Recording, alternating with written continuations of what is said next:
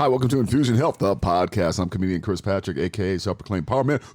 And I'm here with my co-host and significant other, Rach. Hey, guys. Now, today we got an interesting show. We're talking about child behavioral challenges, and we have Inell Billups calling in from Spring Hill, Tennessee. Yeah, I don't know if you ever heard that song, Too Nice to Talk. I think I might. She's finishing up her doctorate degree in education and leadership. So, I don't know if I'm smart enough to talk to her. Well, no. Oh my goodness, no. Bring her on. No. Oh my God. Okay. Anel, welcome to the show. Hello. So you're finishing up your doctorate degree in educational and leadership. Yes, and specializing in special education with behaviors and disabilities.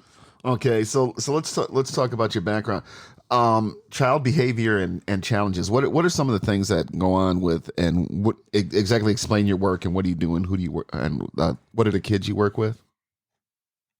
So I have a small company called Parents Advocating Love and Support Consultants. I do actually have a business partner as well, and we work with children that have disabilities, behaviors, challenges. We work with families. Our biggest goal is to put parent education out there on working with our children to help them advocate for themselves, work with IEPs, which are the individualized education plans, 504 plans, learning how to conduct themselves in a meeting, knowing their rights. That's the biggest thing, is really touching those parents and helping them. That's kind of what I do with our business. And and just my background, I've been an educator for 20 years, and I've also worked in emergency medicine for 20 years as well. And so I've gotten the chance to see a lot of different behaviors, a lot of different things. Mm-hmm. And so that's kind of what brought me to this point. I have a son, my bonus baby. He has a disability. And so when he came to us and my husband got custody of him, I knew absolutely nothing. I already had a child myself, mm-hmm. and I do have a third one out, a little young one. But when he came, I knew nothing about ADHD, nothing about developmental delays. I knew nothing, and I was just like, "Wait, what?" Yeah. So when I was going into these meetings, I was like, I felt so by myself. I felt beat up on. I felt my poor child was getting beat up on. Mm-hmm. I felt like we were just getting ganged up on because I didn't know anything. Mm-hmm. Yeah. It was like, how do I help this child who came from a really troubled childhood, a lifestyle, to now coming into our home where we're a little more structured, a little bit more. So what do I do? Right. And so I had to go to school. So what did you learn about ADHD? Now, for the listeners out there, ADHD is attention hyper deficit disorder. If I'm disorder. Mm-hmm. So what are some things that you didn't know that you learned about that was like, oh, like opened your eyes? That it comes with so much. It's actually a neurological disability. It's to do with the brain. Mm-hmm. I kept thinking he's doing it because he want to do it. He know what he's doing. Right. Those type of things, right? And I'm like, come on now. I learned so much about it. This is that. Yes. And a lot of it is not him. And he'll tell me, I don't know why I do it. You ever get a kid to say, well, why did you do that? I don't know. Mm-hmm. You're thinking you do know. You did it because you know what you're doing. Because no, it would be really fun to do. Right. He has no idea. Mm-hmm. That was my biggest takeaway. Learned that it was a neurological disability. That it wasn't something that he was doing intentionally. Because you can tell the difference between a child doing something intentionally versus they really just don't know in their brain that made sense. I did it. Mm-hmm. So explain. That was my biggest takeaway. Well, explain. ADHD as opposed to ADD, because I know I got ADD. I've never been tested for it, but some of the things I do, like me and my children, most of my children, I've got 5. I have ADHD. So what's the difference between ADHD and what is it? ADD, attention deficit disorder. So it may be controversial when I say this, but I feel like honestly they've kind of put them together. It's ADD and ADHD. They're together. Absolutely. So really one is more. It's 3 different types of it, and they kind of. I think they did it back in 1994. They kind of put it together, but we tend to separate the two. Mm-hmm. ADHD and ADD kind of go together, and it comes with 3 different challenges, 3 different symptoms. Mm-hmm. The first one is inattentive, which is the ADD part. You're inattentive. You kind of go into your own world. You're not focused.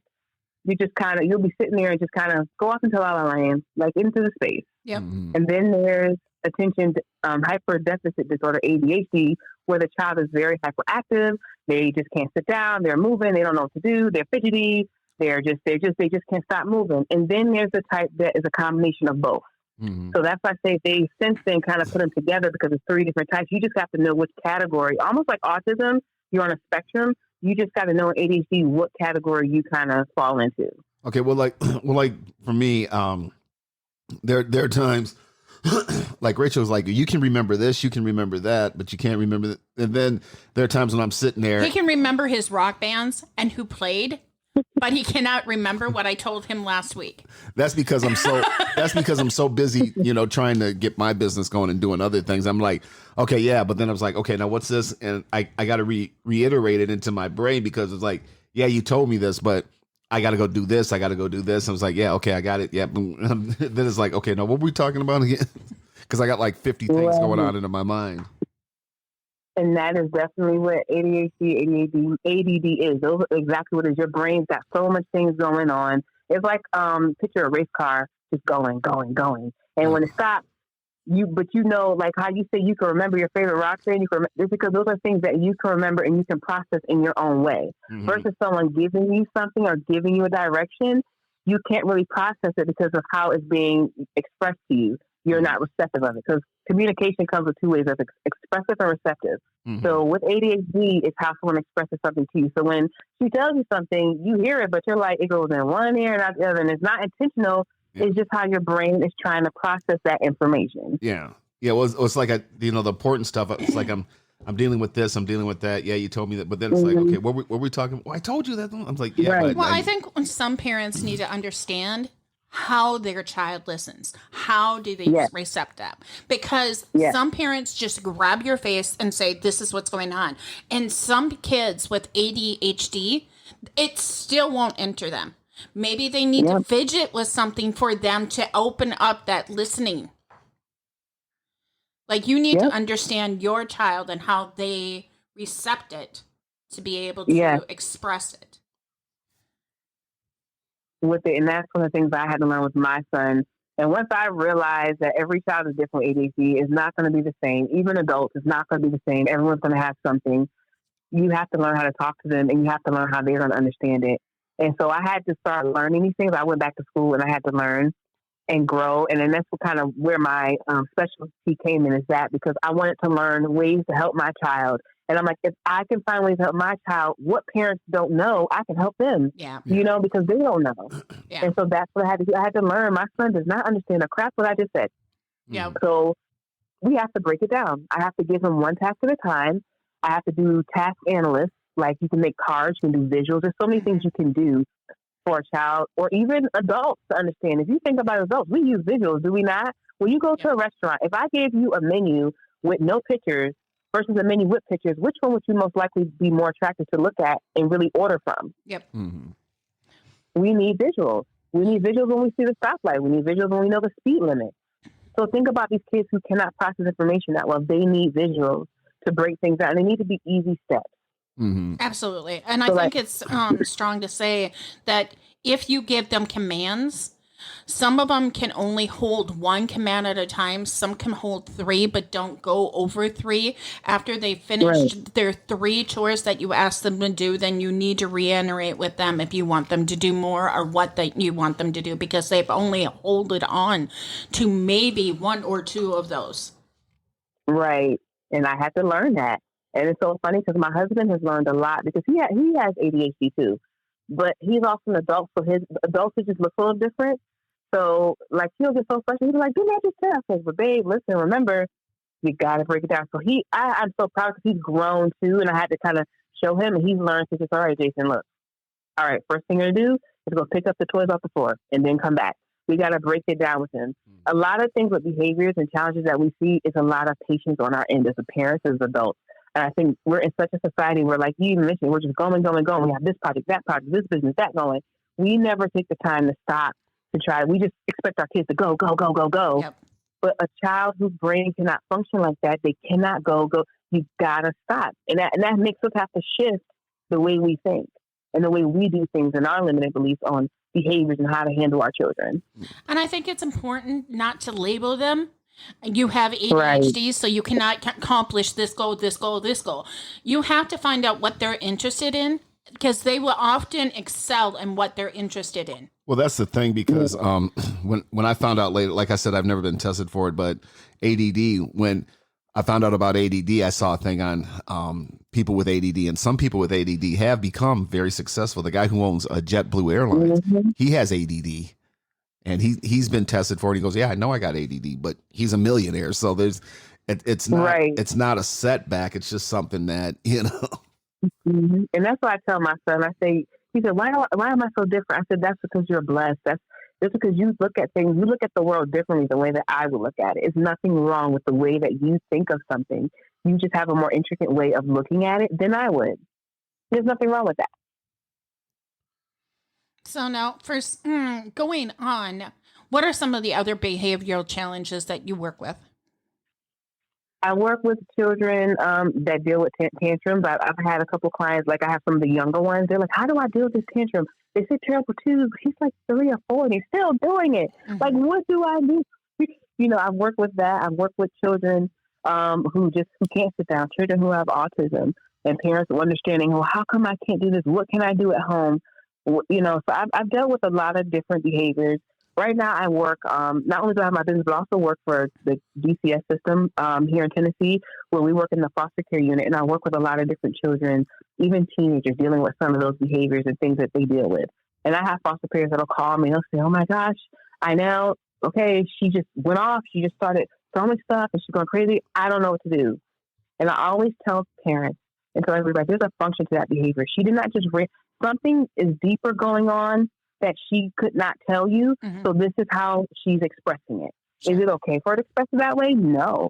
But there's a reason for it. It's always a function to a behavior. When a child does something, when any of us do something, as adults, when we do something, we come in and we're frustrated and we're just upset about something, there's always something that may have happened prior to you walking back in the house. And then when you go off on someone, they think it's something they did, but it really wasn't. It was something that happened before I even got into this. So I think when we see behaviors, there's always going to be a reason to it. It could be a sensory thing. It could be an auditory thing. It could be the fact that they're sad and or they feel forgotten or they're hungry. We just have to figure out what that issue is or why that behavior is happening. And that's talking to the parents. How about the child itself when they're going through that tantrum? Or my children also suffer from anxiety disorder. How do you center them in those moments? So I've learned, I took this class and one of the doctors talked about how when it comes to tantrum, it comes to those things, we're in 4 different elements of the earth. There's fire, water, earth, and air. And with fire, that's the most common tantrum we see, right? That's when they fall on the ground and throwing them tantrums, they're kicking everything on the kitchen floor. Then the water one is where their brain is off. But they're still able to kind of communicate with you, but they're whining a lot. And they're in that space where they're just kind of crying. But when they're in that fire stage, their brain is completely cut off. You cannot talk to them. You cannot reason with them. You're going to have to let that tantrum play out at that point. Before they get to that point, you have to figure out what it was that triggered it so that when it happens again, we can stop it before we get to that fire sign. Sure.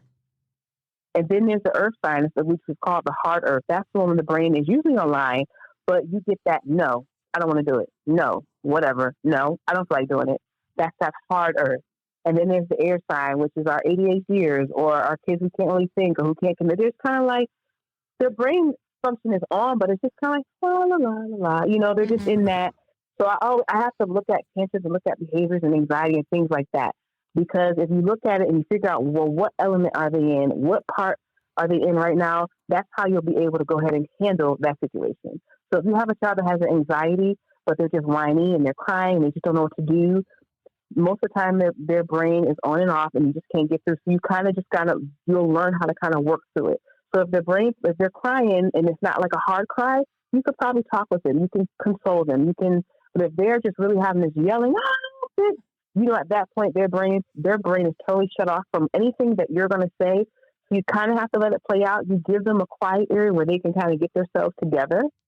And then you come back and revisit and try to talk to them.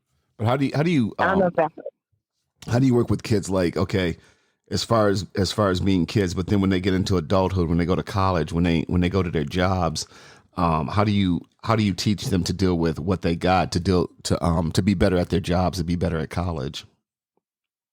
All right. So I'm working actually with a young lady who's 18 who is going to college now. And so a lot of things, I'm coming in towards the end of everything. What will really help is if we had started this stuff at the beginning. Mm-hmm. So like my teenage boys, I'm starting now showing them how to deal with certain things, how the world works, how do we work. If we start, the earlier you start, the better it will be for them and for you. Mm-hmm. And I think that's important versus you.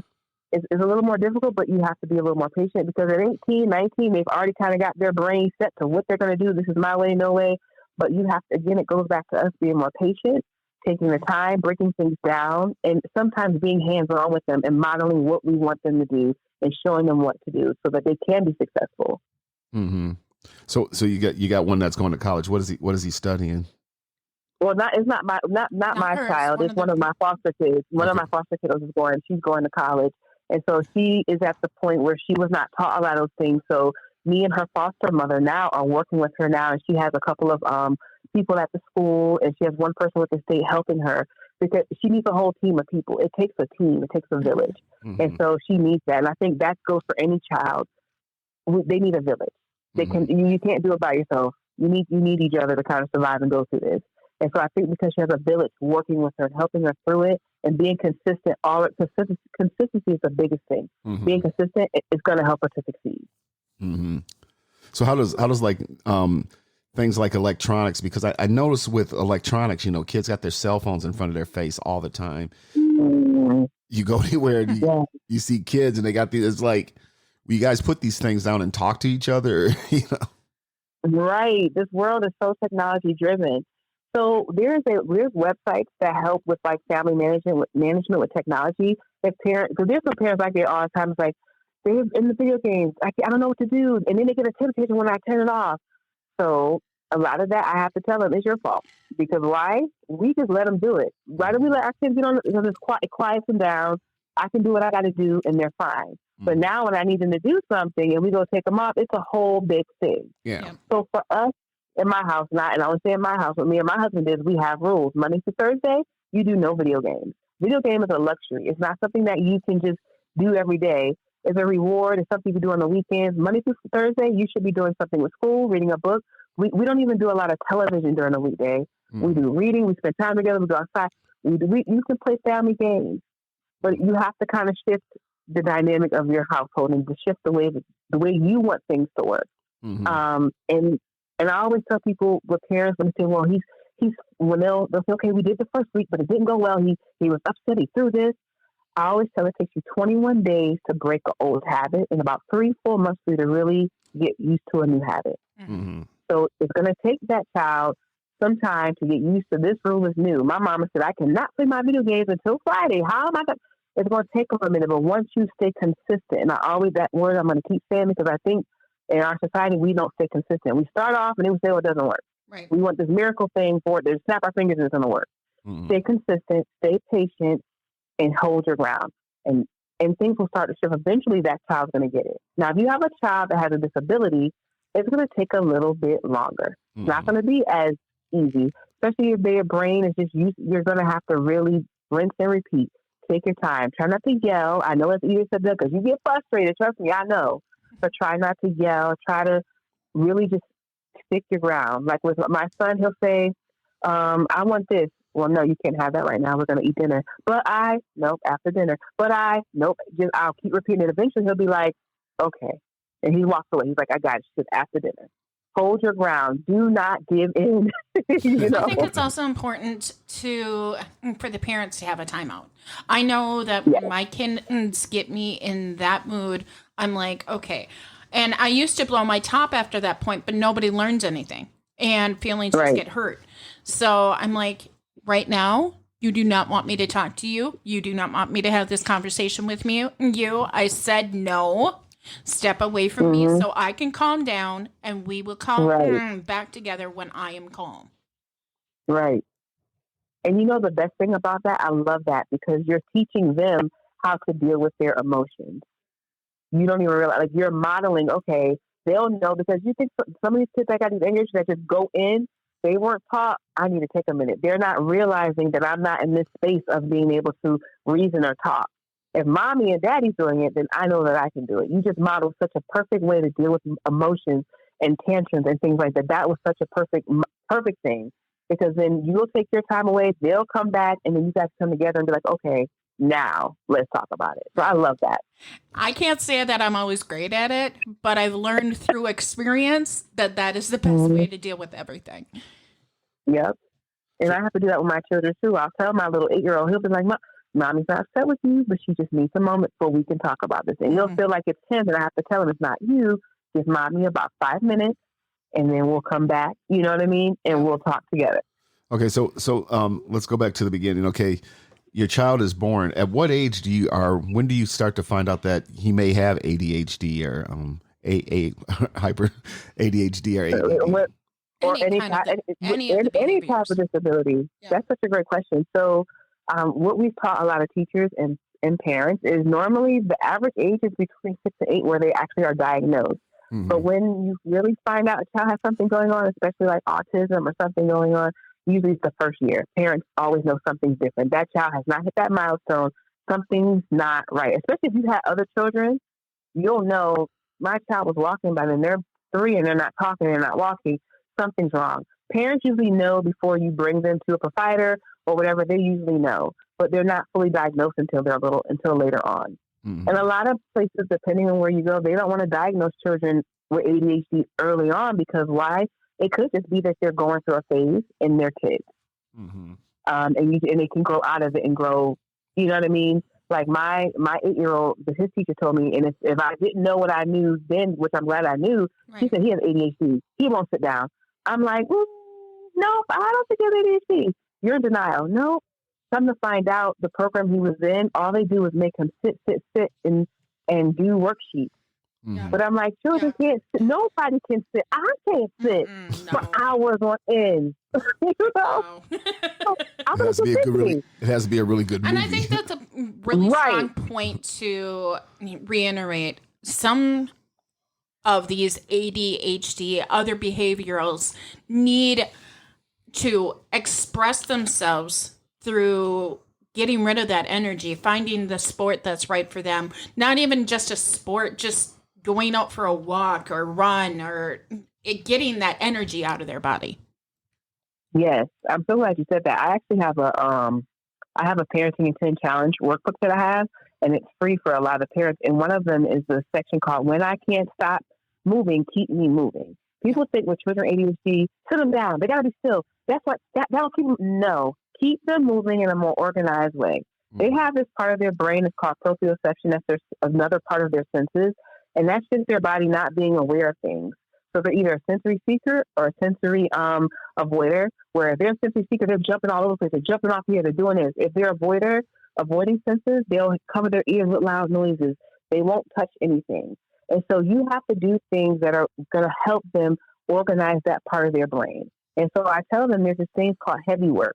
And people ask me, well, what is heavy work? What does that do? That is great for children who have ADHD, who are sensory seekers or sensory avoiders. Those are simple things you could do around the house. Like, I have my son, I'm like, all right, go bring the laundry basket down to the laundry room. All right, we just actually moved into a new place. And so him helping us move heavy objects, pushing and pulling, that helps his brain get organized. The more physical activity you do, the better it helps to organize your brain. Mm-hmm. Absolutely. But it's sad because we're in such a society where, like you said, we're in video games and computers and phones. Get those kids outside and move and have a good time. Like you said, go to a sport. Get them involved. The more active they are out there in sports, doing things around the house and not just sitting around, it starts to organize the brain. But I think it's important to say it's in a sport that they appreciate. So you've explored what your child likes, not throwing them into support that they're never going to appreciate, because then you see more behaviors. Yep, and then they're not going to want to do it. Right. And then some of your kids, like my son, he's the type of person you have to be careful of that too, because he'll say he won't do anything just because he doesn't want to do it. Mm-hmm. And I have to be like, just try it. Nope, I don't want to do it. But then he does it, and guess what? He loves it. So you also kind of got to just let him try it. Let him try it once. And if they try it, like my other son, he tried football. He did it for 2 years. He's like, nah, I'm good. Okay. But he tried it. I want you to try it, you know? Don't make them do it and then keep doing it. If they try it for the first season and they're like, okay, Mom, this is not it, then move on to the next. But me, let them try. Yeah. But what about like a lot of kids, they go to these schools and they got ADHD or ADD, and then the teacher and the principal get with the parents and go, oh, give them Ritalin. What do you think about that? Because I think that is like the worst thing you should be giving to kids. So I think that if we dealt with this with our son, that was one of the things that really had sent me cried many a times. And she's like, you just need to give him medicine. He's out of control. Yes. And that hurts a parent. And Yeah. and I want to tell parents too, you have to know your rights. A school is not allowed to tell you to give your child anything. Nope. Exactly. You know your rights. Exactly. They Yeah, are I not had a allowed battle to do with that. that one. Yep, I did. I had a You battle with can't that one. tell me, but I didn't know that. That was one of the things I didn't know. Yes. I was listening to him like, I had to research. No, you are allowed to ask questions and you're allowed to fight and advocate for your child. So I always tell all the parents, depending on the situation, medicine is not always be a cure-all. You have to do some tools, some strategies and things to help with that child. Medicine can help, Yes. but it's not going to cure that child. You have to start giving them some things to help them. So one of the things that I did, and I give to my parents, and I give these out to some of my kids all the time, is giving them the seat cushion, the sensory cushion, to sit on their chair in school. I give them fidgets. We have the little chair bands, they're like stretchy bands. You put them on the chair and they can kick their foot with it. Mhm. So there's so many things. My son, he has a bunch of little fidgets that he's allowed to bring to school to help him. He is on medication now, but at the beginning, we really wanted to try everything. We're doing therapy. We're doing all kinds of things, occupational therapy, things like that we were doing. But because a lot of times he had a lot of mental things that happened in his past growing up, that kind of brought him to where he is. So we also have to look at that too, that the mental part of things, trauma, things that kids go through can play a big part of why they are the way they are in their behaviors. So you have to kind of decipher the two. So for him, his was a little different. So we did give him some medicine. We put him on Adderall, but a very low dosage. But on top of him doing the Adderall, I actually do tools and things every single day. He has a visual schedule out for his chores, visual schedule out in the bathroom for how he's going to do things. So you have to do tools and stuff. Medicine is not a cure-all. It's not going to make them feel better. They're going to make them like zombies, and they're not going to know what to do. You have to know your medication management with those kids. Don't let your doctors and people say, give them all this medicine. No. That's kind of what we started him off with, like 5 milligrams. As he got older, it did change because he's growing.